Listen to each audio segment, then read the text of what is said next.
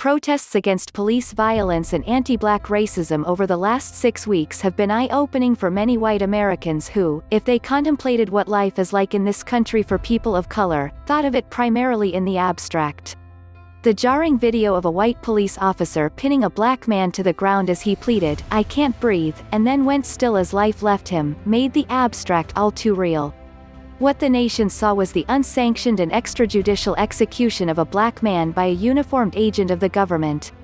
On Saturday the nation celebrates our Declaration of Independence, a document that has in some ways come to represent our founding ethos more than the U.S. Constitution itself. The latter is an organizational chart for the governance of a new nation and establishes the underlying legal basis not just for the rights of government, but also for the rights of the people.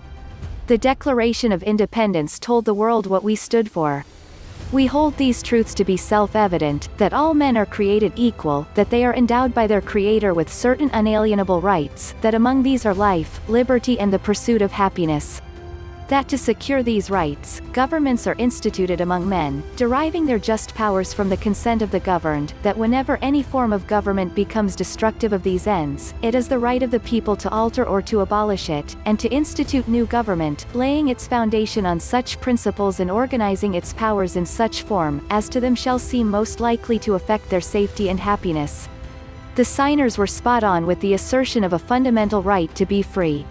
But at the time, they did not in fact deem all people equal, or free, so it was an assertion in word, not practice.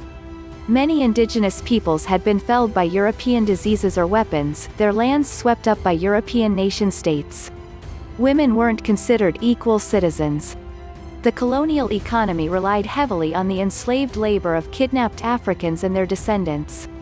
Over the course of the slavery era, pre- and post-Constitution, millions of black people lived and died without even a taste of freedom, let alone the ability to pursue their own happiness.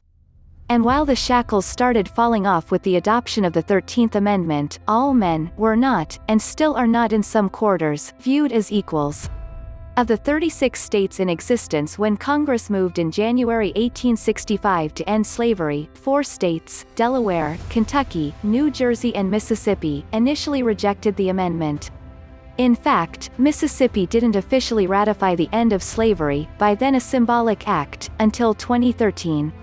So what does that have to do with the death of George Floyd over Memorial Day weekend under the knee of a Minneapolis cop, and the ensuing groundswell of protests around the nation?